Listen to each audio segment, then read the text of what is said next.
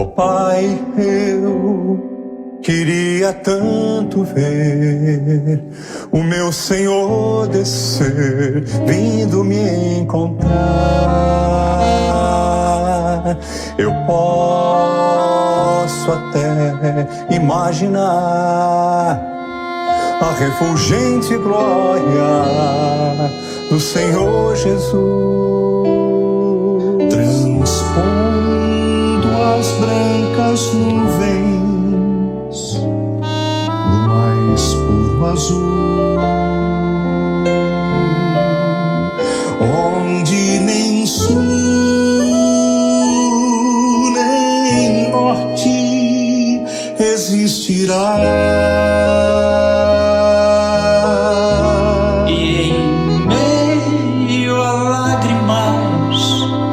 Sorrisos de alegria e de prazer.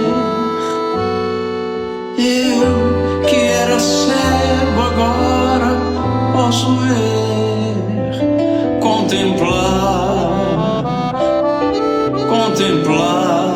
enfim. Por isso eu canto glória.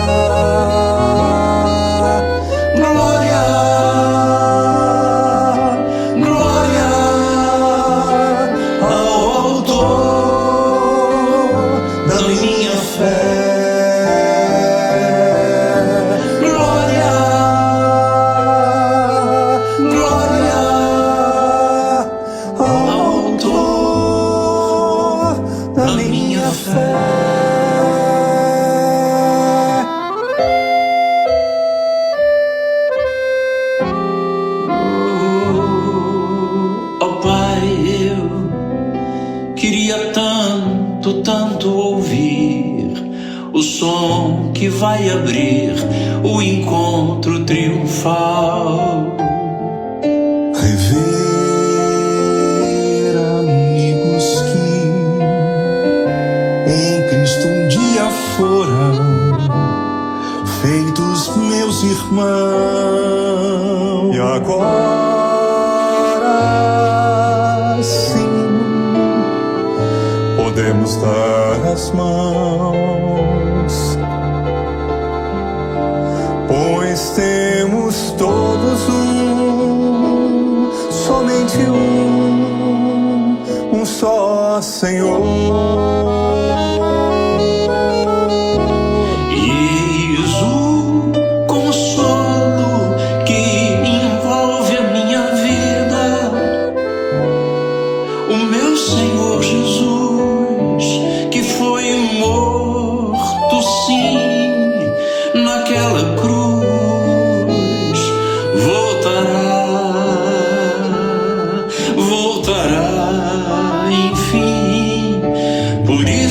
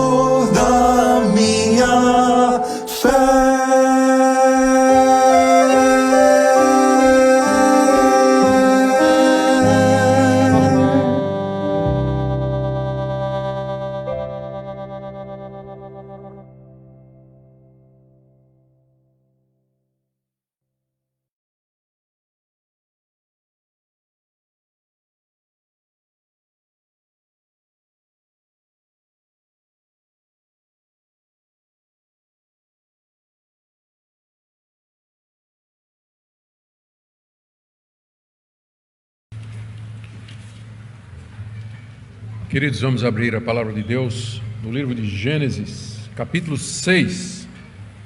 Nós vamos do verso 1 até o verso 8 nessa noite. Enquanto as crianças estão saindo, Gênesis capítulo 6, de 1 a 8.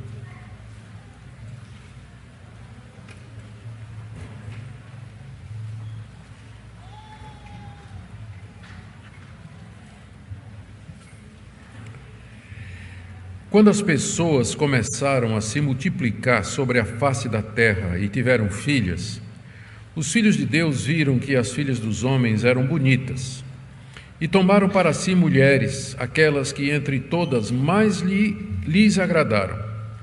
Então o Senhor disse: o meu espírito não agirá para sempre no ser humano, pois ele é carnal. Os seus dias serão 120 anos. Naquele tempo havia gigantes na terra. E também depois, quando os filhos de Deus possuíram as filhas dos homens, as quais lhe deram filhos. Estes foram valentes, homens de renome na antiguidade. O Senhor viu que a maldade das pessoas havia se multiplicado na terra e que todo o desígnio do coração delas era continuamente mau. Então o Senhor ficou triste por haver feito o ser humano na terra, e isso lhe pesou no coração. O Senhor disse: farei desaparecer da face da terra o ser humano que criei. Destruirei não apenas as pessoas, mas também os animais, os seres que rastejam e as aves dos céus, porque estou triste por havê-los feito.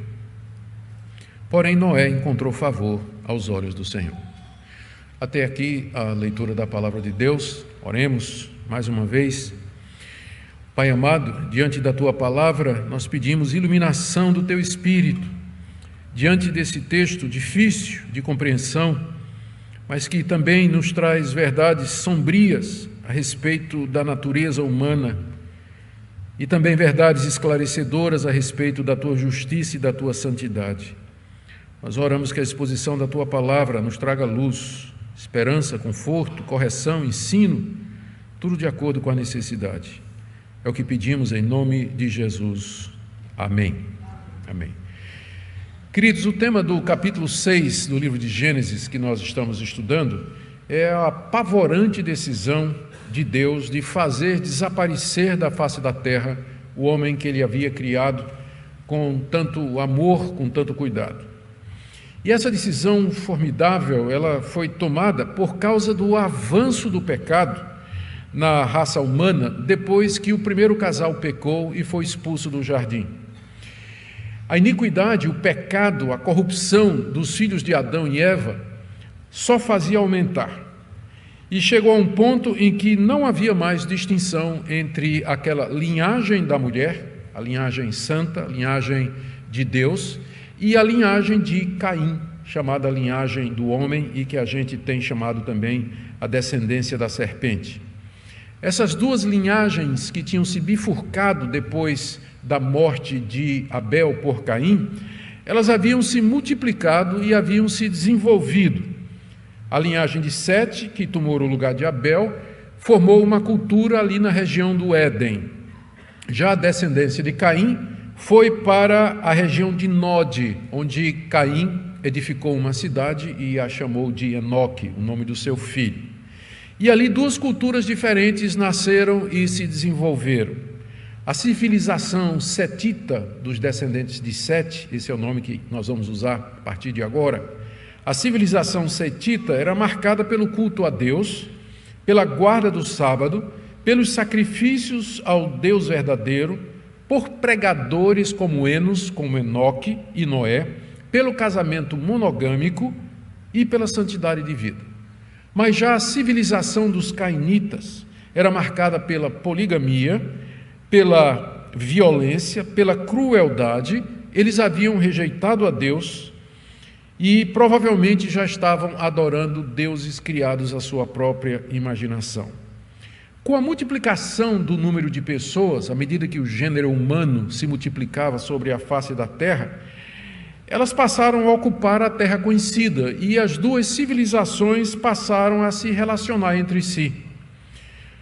No comércio, em tratados de paz, limitação de territórios, estabelecimento de limites, troca de conhecimento e tecnologia. Contudo, os limites religiosos, morais e éticos haviam sido muito bem preservados porque eram claros e distintos.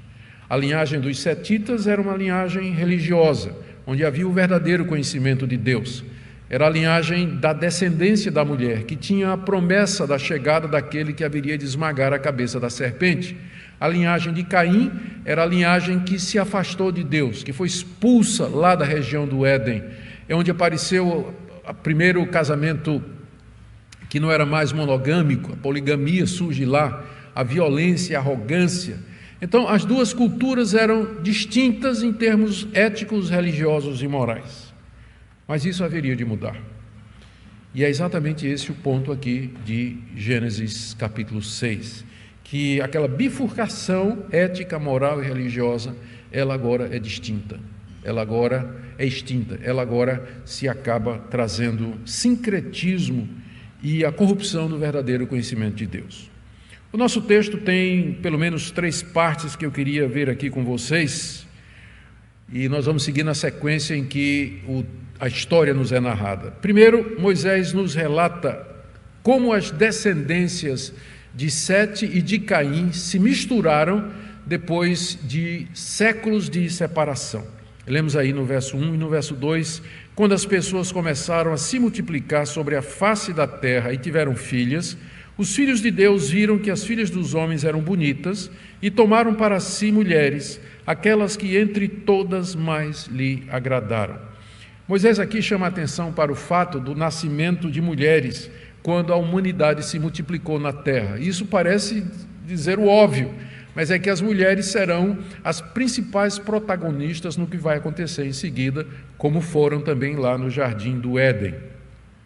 As filhas dos homens, diz aqui Moisés, elas eram bonitas, início do verso 2. Isso é, quando fala aqui as filhas dos homens, está se referindo às mulheres da linhagem de Caim, a descendência da serpente. Elas eram muito bonitas, formosas, belas, talvez porque se enfeitavam, se vestiam de maneira sensual e provocativa, talvez eram licenciosas, atrevidas, fáceis, e foi isso que foi percebido pelos filhos de Deus, como diz aqui o verso 2, os filhos de Deus viram que elas eram bonitas. Os filhos de Deus aqui são os setitas, são aqueles da linhagem de Sete, que descendem da mulher e a quem foram feitas as promessas.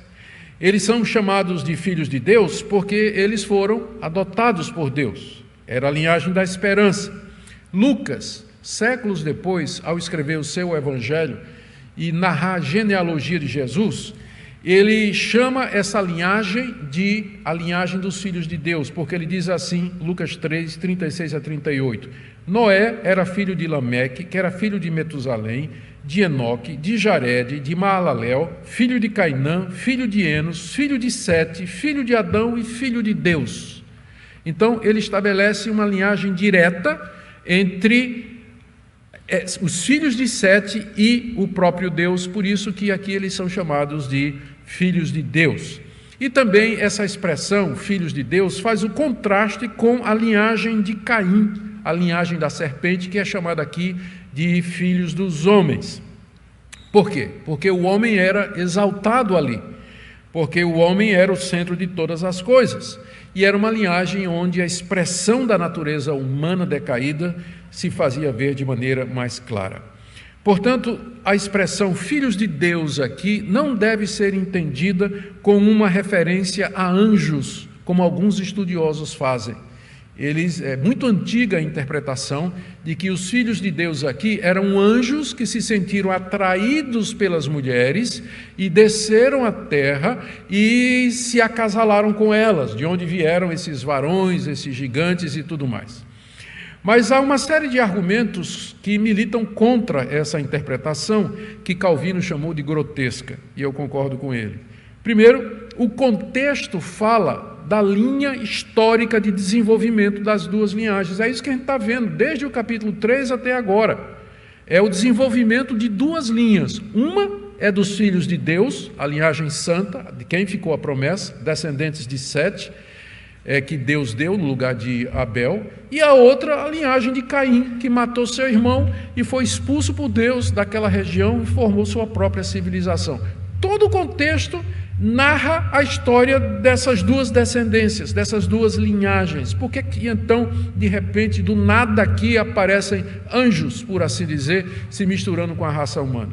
Segundo argumento, o castigo que Deus vai trazer aqui é sobre a raça humana.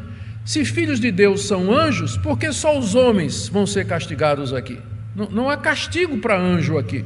Portanto, não faz sentido pensar que anjos aqui são filhos de Deus. E além do mais, e aqui é a objeção mais séria, o Senhor Jesus Cristo, em certa ocasião, ele disse que depois da ressurreição, nós seremos como os anjos nos céus, que não se casam e não se dão em casamento. Anjos são seres assexuados. Não faz sentido imaginar que anjos aqui desceram para ter relações com as mulheres. Essa é uma interpretação antiga dos rabinos, inclusive, curiosamente, uma das interpretações diz que o que atraiu os anjos foram os longos cabelos femininos. É por isso que mais adiante Paulo vai dizer que a mulher tem que usar o véu por causa dos anjos. Então eles dizem que a razão foi essa, que os anjos se sentiram atraídos pelos longos cabelos femininos. Não é sem razão que Paulo rejeita a tradição rabínica e diz que eles não entendiam nada de Bíblia, porque toda a interpretação deles era fantasiosa e fora da realidade. Então nós entendemos que a melhor interpretação aqui é que os filhos de Deus, que viram que as filhas dos homens eram bonitas, é uma referência aos setitas, a linhagem de Sete, a santa semente.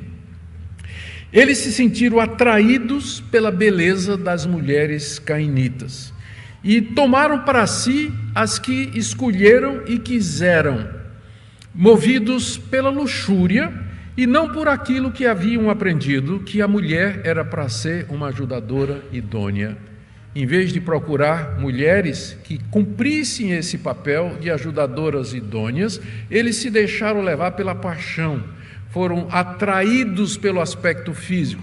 Não é que é mal a gente procurar uma esposa e incluir o item beleza nos requisitos, não tem nada errado com isso, mas aqui no caso, o problema foi que os setitas se moveram de paixão e de luxúria por essas mulheres bonitas, em vez de perguntar se elas haveriam de cooperar para o propósito de Deus no início. Farei uma auxiliadora que esteja como que diante dele.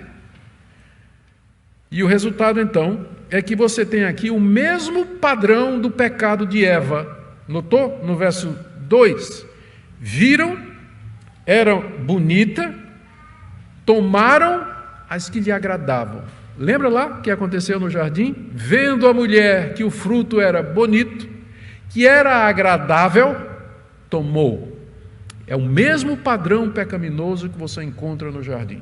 É a mesma atitude que caracteriza o pecado humano. Esses casamentos se constituíram uma ameaça grave para a linha da esperança. Os setitas tomaram essas mulheres bonitas, casaram com elas, tiveram filhos e agora as duas linhagens se misturaram. O risco é que essas cainitas, elas eram religiosas, elas tinham seus deuses, elas tinham a sua visão de mundo e eram elas que iriam criar os filhos desse casamento. Eram elas que iriam corromper o coração dos setitas e instruir os filhos no caminho não de Sete, não no caminho da verdade, no caminho de Deus, mas no caminho de Caim, trazendo assim essa influência maligna. É um engano pensar que essa estratégia funciona quando a igreja se junta com o mundo com o objetivo de evangelizar o mundo. Sempre quando a igreja se junta com o mundo, quem perde é a igreja. Então muita gente diz assim, eu vou casar com fulano, ele não é crente, ele tem outros deuses, ou com fulana, mas aí eu vou ganhar para Cristo, e geralmente acontece o contrário. A pessoa esfria, os filhos quando nascem não vão ser criados no caminho do Senhor, a velha história se repete. Toda vez que a igreja namora com o mundo, quem perde é a igreja. E é o que aconteceu aqui. Há exceções? Há. mas para cada caso que você me mostra que der certo, eu lhe mostro 5 que não deram. Então, aqui houve essa mistura. E aquela inimizade que Deus havia colocado, agora vira amizade. Lembra o que é que Deus diz lá em Gênesis 3, verso 15? Porém, inimizade entre a descendência da mulher e a descendência da serpente. Essa inimizade agora acabou, virou amizade. Acabou a bifurcação, acabou a distinção. E agora as duas descendências se misturam, o conhecimento de Deus padece e a verdade então é corrompida. O próximo passo então na narrativa de Moisés é a decisão de Deus de que a ação do seu Espírito na humanidade encerraria em mais 120 anos. Verso 3. Então o Senhor Deus disse: o meu Espírito não agirá para sempre no ser humano, pois este é carnal, e os seus dias serão 120 anos. Essa decisão de Deus foi movida pela mistura das linhagens. Veja como começa o verso 3. Então, o Senhor Deus disse. Ou seja, o que acontece no verso 3 é o resultado do que aconteceu nos versos 1 e 2. Eles começaram a casar entre si, então Deus disse. A reação de Deus foi reduzir a ação do seu Espírito em 120 anos. É a segunda vez que Moisés menciona aqui o Espírito de Deus na narrativa. A primeira vez que o Espírito de Deus é citado é no verso 2, quando é dito que ele pairava sobre a face das águas, sobre o abismo, sobre a escuridão. E agora ele é citado como aquele que age no coração dos homens, no caos do coração corrupto da humanidade. E como era essa ação do Espírito Santo? Meu Espírito não agirá no homem. Essa ação do Espírito Santo era através da pregação dos setitas. Por exemplo, Enos organizou o culto a Deus. Enos era um pregador. Enoque era profeta. Nós vimos isso na última mensagem. Ele é citado no livro de Judas, que ele profetizou inclusive a respeito da vinda de Cristo. Provavelmente todos aqueles mencionados na genealogia do capítulo 5, de 6 a 32, a linhagem de Sete, eles eram pregadores, porque eles tinham conhecimento de Deus. Era por aquela linha que o conhecimento de Deus estava sendo preservado. A tradição oral era mantida, o verdadeiro culto a Deus. Através deles, Deus vinha agindo na humanidade antediluviana. Tanto é que esse verbo, quando ele diz aqui, o meu Espírito não agirá, esse verbo pode ser traduzido também contender. E algumas versões mais antigas trazem exatamente isso, o meu Espírito não contenderá mais.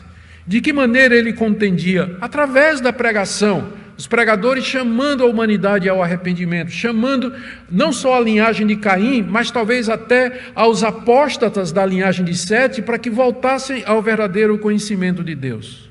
Mas agora isso haveria de terminar em 120 anos. Deus disse, o meu Espírito não vai mais contender, não vai mais agir no homem, mas os seus dias serão 120 anos. Porque apesar de toda essa contenda do Espírito Santo com o coração corrompido da humanidade, o resultado era que a iniquidade aumentava cada vez mais. Estava aumentando cada vez mais. E agora isso, não é?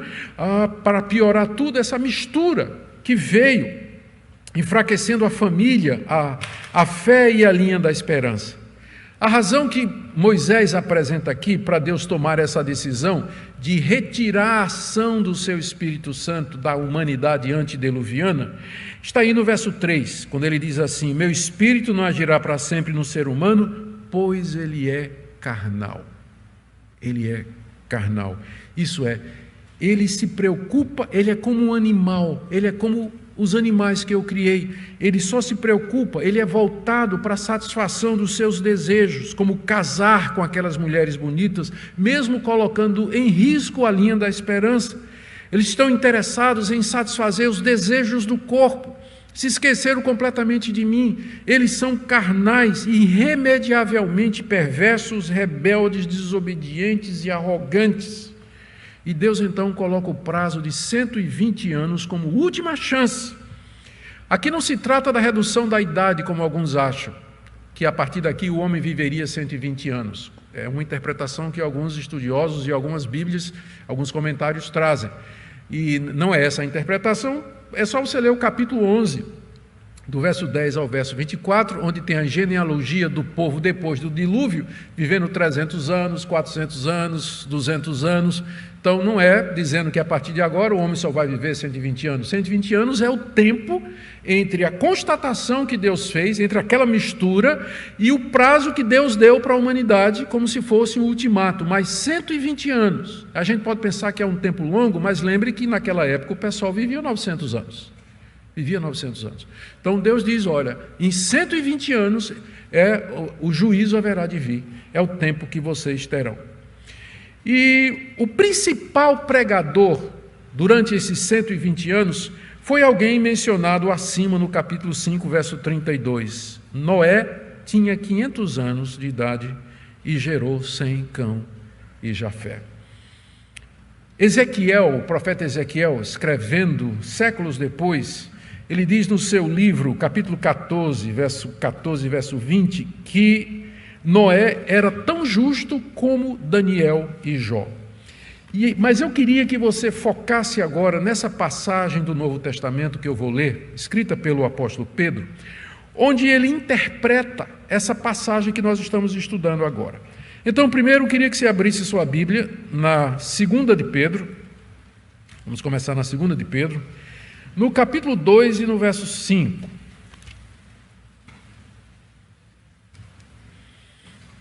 Segunda de Pedro, capítulo 2, verso 5. Pedro diz assim: Deus não poupou o mundo antigo, o mundo aqui é o mundo antes do dilúvio, mas preservou Noé, pregador da justiça, e mais 7 pessoas, quando fez vir o dilúvio sobre o mundo de ímpios. Eu chamo sua atenção para o fato de que Pedro se refere a Noé como sendo um pregador. Ele era pregador, pregador da justiça. Agora, um pouquinho antes, vamos para a 1 de Pedro, capítulo 3, a partir do verso 18, uma passagem difícil, mas que talvez ganhe mais luz se nós a estudarmos a partir de Gênesis 6. Olha o que é que Pedro diz aqui no capítulo 3, a partir do verso 18. Pois também Cristo padeceu uma única vez pelos pecados, o justo pelos injustos, para conduzir vocês a Deus, morto sim na carne, mas vivificado no Espírito, no qual também foi e pregou aos espíritos em prisão, os quais noutro tempo foram desobedientes, quando Deus aguardava com paciência nos dias de Noé, enquanto se preparava a arca, na qual poucas pessoas, apenas 8, foram salvas através da água. Essa passagem é complicada, tem muitas interpretações. A interpretação mais aceita, menos complicada, é essa daqui: que Cristo, pelo Espírito Santo, ele ministrou à geração dos antediluvianos, que eram espíritos em prisão, eram desobedientes, através de Noé, que era o pregador da justiça. Noé era o grande pregador durante esses 120 anos, porque era Cristo que falava através dele, e ele pregava a justiça de Deus, ele ensinava a justiça de Deus. Isso aqui é o resumo, então, do que eu estou querendo falar agora, voltando para Gênesis capítulo 6, não é? Vou tentar resumir aqui. Tem a regra de interpretação que diz que a Bíblia é sua melhor intérprete. Nós estamos interpretando Gênesis à luz de Pedro, que é a regra de ouro da interpretação. E essa regra então nos diz o seguinte: que esses antediluvianos, eles eram espíritos em prisão, ou seja, eram almas presas no pecado, em suas paixões carnais, aprisionados, escravos dos seus desejos. Segundo, que eles eram desobedientes, eles preferiam agradar a carne do que agradar a Deus. Terceiro, que durante 120 anos Noé pregou para eles a respeito da justiça, que Deus era justo, como ficou claro no episódio do Éden, quando ele expulsou Adão e Eva de lá, quando pecaram, que Deus chamava todos ao arrependimento e retorno à fé na promessa, e que ele justificava e perdoava pecadores que se arrependessem mediante a fé na semente que haveria de vir, e que Cristo estava em Noé, falando através de Noé pelo Espírito Santo e chamando aquela geração toda ao arrependimento. Agora o texto continua: apesar da pregação de Noé, apesar daqueles 120 anos de leniência que Deus deu, apesar de estar dito que Noé era cheio do Espírito de Cristo, pregando a verdade de Deus, a situação, na verdade, havia piorado consideravelmente. Olha o que é que Moisés diz aí do verso 4 a 6, descrevendo a condição espiritual da humanidade. O diagnóstico de Deus, a partir aí do verso 4. Naquele tempo havia gigantes na terra, e também depois, quando os filhos de Deus possuíram as filhas dos homens, as quais lhes deram filhos, esses foram valentes, homens de renome na antiguidade. O Senhor viu que a maldade das pessoas havia se multiplicado na terra, e que todo o desígnio do coração delas era continuamente mau. Então o Senhor ficou triste por haver feito o ser humano na terra, e isso lhe pesou no coração. Moisés aqui registra no verso 4 o surgimento de gigantes nesse período. Está aí no verso 4. Surgimento de gigantes. E ele faz isso para ilustrar como a maldade havia aumentado na terra. Esses gigantes, que ele chama de gigantes aqui, já existiam antes da mistura das linhagens. Ele diz aqui, naquele tempo, ou seja, antes da mistura, já tinha esses gigantes. E, portanto, eles não podem ser um cruzamento dos homens com anjos, né, uma vez que já existiam antes.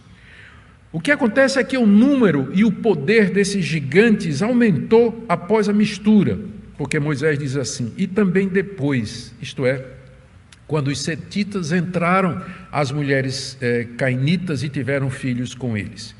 Então, mas quem eram esses gigantes e por que eles são mencionados aqui? Qual a função que eles desempenham aqui? A palavra gigante no hebraico, nefilim, a raiz da palavra no hebraico é cair. E portanto, nefilim pode ser traduzido como aqueles caídos ou então aqueles que fazem cair, o termo é incerto. Tanto pode significar, portanto, uma raça de homens de grande estatura, gigantes, pessoas altas, ou homens de grande poder e valentia. E pelo que Moisés diz aqui no texto, essa última hipótese é a melhor, a hipótese inclusive seguida por Lutero e por Calvino, porque Moisés diz aqui, estes foram valentes homens, hebraico ish, que é o nome do homem, né? Não é o ish nordestino não, né? Ish, não, é ish em hebraico, a gente já viu que isso significa o homem. Eles eram homens de renome, não eram uma mistura de anjos ou sei lá, semideuses, não é? Eles foram valentes homens de renome na antiguidade. Eram pessoas conhecidas, provavelmente líderes de cidades, tribos e clãs, reis nobres, que eram filhos dos setitas com as mulheres cainitas. Portanto, quando eles são chamados de gigantes aqui, não é tanto quanto a estatura, mas eles eram gigantes em poder, em autoridade, crueldade, valentia, guerra e conquistas. E o aparecimento deles reflete o avanço e o agravamento da condição de corrupção da raça humana. Agora, os referenciais da humanidade não eram mais os pregadores, os líderes, santos e profetas como Enoque e Enos, mas sim guerreiros valentes, predadores, reis cruéis, perversos e injustos. Realmente a coisa estava caminhando para o seu final. Séculos mais tarde, o Senhor Jesus se refere a esse período, lá em Mateus 24, 38 a 39, e ele estabelece o mundo antediluviano como um paradigma de um mundo que havia esquecido de Deus e que seria apanhado de surpresa pelo juízo. Eu vou ler o que Jesus disse em Mateus 24, 38 a 39. Pois assim como nos dias anteriores ao dilúvio, comiam, bebiam, casavam e davam-se em casamento, até o dia em que Noé entrou na arca, e não perceberam, até que veio o dilúvio e os levou a todos, assim será também a vinda do Filho do Homem.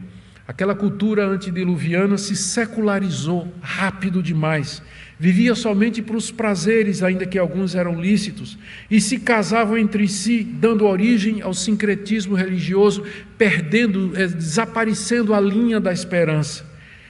Completamente despercebido, indiferente para com as coisas de Deus e para com a pregação de Noé, uma figura de como vai ser o mundo quando Jesus Cristo voltar. E Moisés então registra o diagnóstico de Deus sobre a humanidade. O que é que Deus pensava disso tudo? Está aí no verso 5. Deus viu que a maldade das pessoas havia se multiplicado na terra. Todo o desígnio do seu coração era continuamente mau.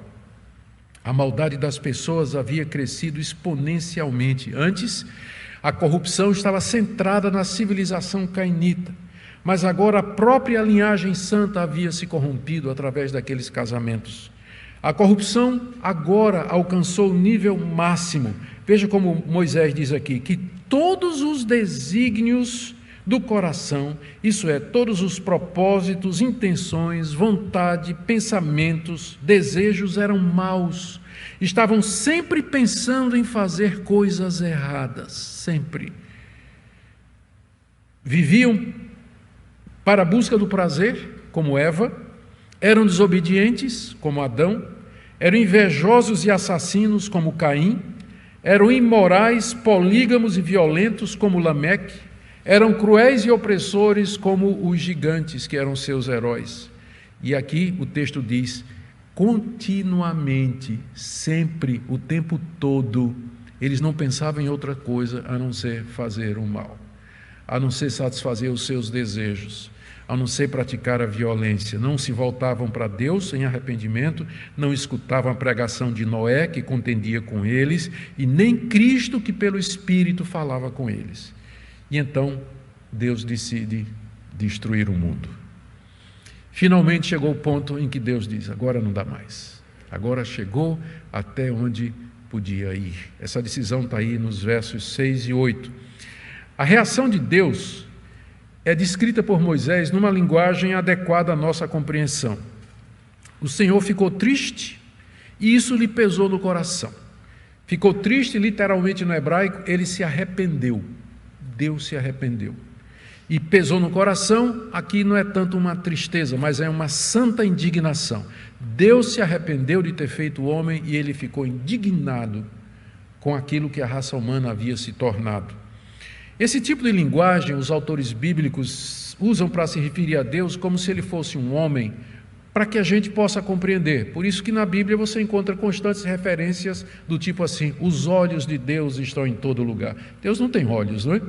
Mas os ouvidos do Senhor estão inclinados sobre a oração do seu povo. Deus não tem ouvido. O braço do Senhor não está encolhido para que não possa salvar. Deus não tem braço. Os pés do Senhor são ligeiros para salvar o seu povo. Deus não tem pés. Deus não tem pés. É uma maneira de falar que os autores bíblicos usam para tentar nos comunicar aquilo que Deus é e aquilo que Deus faz numa linguagem que a gente entende e que faz parte da nossa experiência. Da mesma forma, os autores bíblicos atribuem a Deus os sentimentos que nós temos e as experiências que nós temos. Deus se indignou, Deus se irou, Deus zombou, Deus escarneceu, Deus riu e Deus se arrependeu. É claro que não quer dizer que Deus se arrepende como nós nos arrependemos. A gente se arrepende quando a gente adquire um conhecimento novo ou quando a gente percebe que fez alguma coisa errada. Como Deus é onisciente e Deus é santo, arrependimento não faz parte do ser de Deus, mas é a maneira dos autores bíblicos dizerem que Deus vai tratando o homem, se envolve conosco e nos trata, vai seguindo um curso de ação de acordo com a reação humana. O homem não quer ouvir a Deus, Deus diz, eu vou te abençoar, se você me obedecer. E Deus está abençoando o homem. De repente o homem resolve virar as costas para Deus. Então Deus se arrepende e diz, agora eu vou castigar você. Então o arrependimento significa uma mudança de ação, uma mudança de curso da parte de Deus. Claro que o projeto final de Deus não muda. Claro que o alvo final de Deus não muda, mas Ele de tal maneira pela providência se envolve conosco que é como Ele se adaptasse ou alterasse os seus caminhos em torno das decisões que nós fazemos, ainda que todas essas decisões foi Ele que antes da criação do mundo já havia decretado. De uma maneira que a gente não entende, Deus pela providência governa tudo o que existe para atingir o alvo que Ele já estabeleceu. E isso sem violar a vontade das suas criaturas e também sem que elas deixem de ser culpadas pelas suas decisões. Esse é o grande mistério da providência de Deus que a gente vê, por exemplo, aqui. Deus arrependido de ter criado o homem e sentindo uma triste indignação por tudo aquilo que havia acontecido. E Deus então decide fazer desaparecer da terra o homem que criou, no verso 7. Farei desaparecer. E aqui ele inclui os animais também, porque o homem era o representante de Deus sobre toda a criação. O homem havia nomeado os animais. Toda a criação havia sido maculada agora pelo pecado do homem, e Deus agora resolve acabar com toda a sua criação. A causa, final do verso 7, estou triste ou estou arrependido de havê-los feito. Deus estava, de fato, triste, arrependido, indignado de ter feito o que ele fez por causa do pecado do homem. Algumas observações importantes e necessárias aqui, antes de nós partirmos mais para o final. Primeiro, nada disso aqui significa que os planos de Deus foram frustrados, que o projeto deu errado, que Deus calculou mal, que ele apostou no homem e perdeu, e que agora estava convencido de que havia cometido um erro. Deus estava genuinamente indignado com o que acontecera. Sua natureza santa não suporta o pecado, seu propósito original era uma raça santa, e sua justiça clama por retribuição. E nesse estágio do plano eterno de Deus, o ponto é recomeçar com uma única família de alguém justo, e essa pessoa é Noé. E esse é o último ponto aqui que Moisés nos narra no verso 8. Porém, Noé encontrou favor aos olhos de Deus. Esse porém introduz um raio de esperança. Esse porém introduz a certeza de que Deus, apesar de destruir a raça humana, ele não desistiu do seu propósito. O seu alvo final não mudou. Seu propósito final continua o mesmo. O porém aqui mostra a graça de Deus e a misericórdia de Deus, porque introduz a sua ação e intervenção num mundo que já havia se deteriorado, numa humanidade que estava irremediavelmente perdida. Aqui, o porém distingue Noé do restante da humanidade, inclusive dos próprios setitas que já haviam se corrompido. Noé não era como os outros. A causa não é nada em Noé, mas o texto diz com muita clareza que ele encontrou favor diante de Deus, encontrou graça, benevolência da parte de Deus. Deus havia elegido Noé soberanamente e o preservado no meio de toda aquela geração corrompida. Deus lhe concedeu fé nas promessas, Deus atuava nele pelo Espírito Santo, Deus fez dele um pregador da justiça, e Deus decidiu poupá-lo e sua família e deles começar de novo. O que Moisés queria ensinar aos israelitas, chegando já ao final? O que nós podemos aprender aqui? Eu tenho 5 ou 6 pontos aqui para terminar. Primeiro, lembra do cenário. Moisés pregando para os israelitas, às margens do rio Jordão, nas campinas de Moabe, em frente a Jericó, perto de atravessar o rio e conquistar aquela terra que ele havia prometido, através de Josué. 40 anos haviam se passado. Os israelitas tinham passado 400 anos no Egito, tinham aprendido tudo errado. A terra para onde eles iam era habitada por gente que tinha uma visão completamente errada sobre Deus, sobre o homem, sobre a realidade, sobre redenção. Moisés precisa realinhar a mentalidade dos israelitas, prepará-los, primeiro expurgar toda a teologia errada que eles aprenderam no Egito, explicar por que a primeira geração padeceu no deserto. Eles padeceram no deserto, os pais deles não entrariam na terra prometida, e de que maneira eles podiam se preparar para encontrar aquilo que eles encontrariam quando adentrassem a terra prometida. Então, muita coisa Moisés está ensinando aqui, dando inclusive os motivos para determinados costumes. Aqui Moisés ensina, primeiro, a realidade acerca da corrupção da natureza humana, para que os israelitas não tivessem concepções erradas a respeito deles. Vocês são descendentes dos antediluvianos. Vocês são descendentes de Adão e Eva. Parece que eu estou ouvindo Moisés dizer isso. Olha o que é que aconteceu. Vocês pensam que são melhores? A natureza de vocês é totalmente inclinada para o mal. Vocês pensam em fazer o mal o tempo todo. Essa é a raiz dos pecados da geração dos pais de vocês que morreu aqui nesse deserto, que fizeram bezerro de ouro, tentaram a Deus, se misturaram com as mulheres midianitas, provocaram a Deus, quiseram tomar o lugar de Abraão, de Moisés e de Arão, o sacerdote. A raiz é o coração de vocês. É por isso que vocês precisam fazer sacrifícios de animais diariamente. Vocês precisam pedir perdão a Deus. É por isso que vocês não podem se aproximar de Deus de maneira direta, mas tem que ser através de sacerdotes, mediadores, de sacrifícios de animais, porque vocês são uma raça culpada, inclinada a todo mal. Não detenham qualquer esperança de bondade em vocês. E com isso Moisés está detonando a visão, a antropologia oriental daquela época, que viu o homem como sendo intrinsecamente bom, o homem como sendo poderoso, filho dos deuses, capaz de virtudes por si só. Moisés aqui nivela tudo, passa a caterpillar por cima e diz: vocês não são nada disso, olhe quem vocês são, olhe de onde vocês vieram. E essa lição vale para nós hoje. Exatamente, nós somos exatamente desse estofo aqui, nós somos feitos desse material aqui, não tem diferença. O seu coração, ele pensa o mal continuamente, ele é inclinado a todo mal, sempre, e ele não tem jeito. Segunda coisa que Moisés quer ensinar é que os israelitas eram a descendência santa, a linhagem da esperança, herdeiros das promessas, o povo de Deus que veio agora através de Noé. Eles eram um povo antigo, que vinha antes do dilúvio. Era através deles que a promessa de Gênesis 3,15 haveria de se cumprir. Deus os havia preservado e salvo até agora. Hoje nós podemos olhar para trás, queridos, e ver a fidelidade de Deus.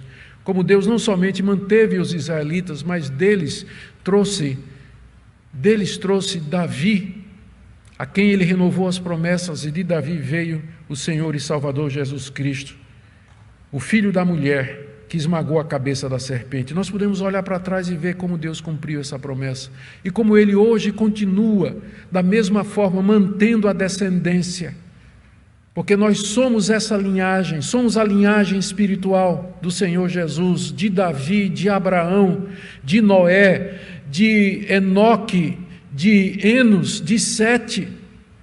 Se vocês quiserem um nome neotestamentário, a igreja. Isso aqui que eu estou descrevendo é a igreja, que ela começa lá no jardim.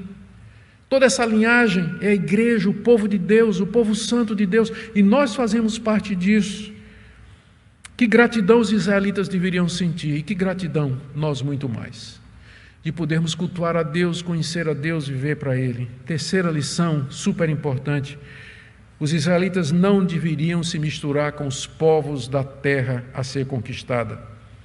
Há dezenas de advertências no Pentateuco a respeito disso. Várias vezes em Êxodo, Levítico, Número e Deuteronômio, Moisés vai dizer: quando vocês entrarem na terra, vocês não se misturem com esses povos, não deem seus filhos e filhas em casamento para eles, não se misturem com esses povos, mas na verdade vocês vão exterminar esses povos. Por isso que às vezes parece duro para nós, né? Deus deu ordem para os israelitas acabarem com aqueles povos, mas tinha uma razão para isso. Aqueles povos já faziam mais de 500 anos, quase 500 anos, que sacrificavam seus filhos aos deuses, matavam as crianças para os seus deuses, eram violentos, eram cruéis, eram imorais, haviam esquecido de Deus completamente, como os antediluvianos. Só que Deus agora, em vez de mandar um dilúvio, Deus vai mandar Israel. Israel entra e acaba com eles. Deus dizendo: não se misturem com esses povos, porque se misturar, vocês vão corromper a santa semente, exatamente como aconteceu com os antediluvianos. As mulheres deles eram filhas de deuses estranhos, fariam vocês se desviar do Senhor e ensinariam seus filhos no caminho de Baal e não no caminho de Yahvé. Lembre que seus pais caíram nisso durante os 40 anos no deserto, foi um dos pecados da primeira geração. Eles se misturaram com as mulheres lá durante os 40 anos e o resultado foi terrível. Esse foi o pecado dos setitas, dos antediluvianos, e serve de advertência para nós hoje. Nós estamos no mundo, não estou dizendo que a gente não pode ter comunhão com pessoas que não creem no mesmo Deus. Aliás, é impossível. A Bíblia não ensina que a gente deve viver como monge. Teve gente que pensou assim. Mosteiros surgiram por conta dessa ideia. Nós estamos no mundo, mas nós não somos do mundo. Nós podemos nos relacionar em vários termos, mas existe alguma coisa que nos distingue. Existe uma inimizade que foi colocada, que deve ser preservada no bom sentido. Quando falo inimizade, é uma separação que deve ser mantida. Qualquer relacionamento que venha ameaçar a minha fé, que venha corromper o conhecimento de Deus, que venha prejudicar a continuação da igreja de Deus, eu devia pensar, antes de casar com alguém, porque eu acho bonito ou bonita, mas aquela pessoa não vai ser um auxiliador idônea e não vai ser um protetor e um sacerdote no lar. Cuidados que precisam ser mantidos até o dia de hoje. Serve de advertência para nós. 4. Moisés quer ensinar para eles a importância de ouvirem a palavra de Deus. Deus havia usado Enos, Enoque, Noé e outros pregadores da antiguidade. E Moisés agora era o grande pregador que Deus tinha levantado para eles. Se você ler Deuteronômio, você vai ver que Deuteronômio é a coleção dos sermões de Moisés ali nas campinas de Moabe. Vários discursos de Moisés. Eles precisavam crer em Moisés. E Deus continua a usar pregadores hoje. Deus, quando quer abençoar um povo, levanta pregadores. Gente que expõe a palavra, ensina a palavra em verdade, que ensina o evangelho sem compromisso. Por último, Deus é gracioso e bondoso, mas a sua paciência tem limites. Ele haveria de destruir a raça humana no dilúvio, mais tarde vai destruir Sodoma e Gomorra, depois ele vai destruir os cananeus que habitavam na terra. Os israelitas deveriam se cuidar, porque Deus era o mesmo. Por isso Moisés escreveu maldições na lei que viriam caso eles fossem obstinados. Queridos, não provoquemos a indignação do nosso Deus, através de uma vida licenciosa, uma vida em pecado, uma vida que usa a graça como desculpa, uma vida de indiferença, impiedade e incredulidade. E por último, louvado seja Deus, porque por sua graça soberana, Ele mandou seu Filho, descendente da mulher, para que triunfasse sobre todo o mal, para que um dia nós possamos, junto com nosso Senhor e Salvador Jesus, habitar na terra prometida para todo sempre. Próxima mensagem, se Deus permitir, nós iremos ver então essa catástrofe mundial em que Deus fez desaparecer a humanidade da face da terra, que é o dilúvio. Que Deus nos guarde e Deus nos preserve.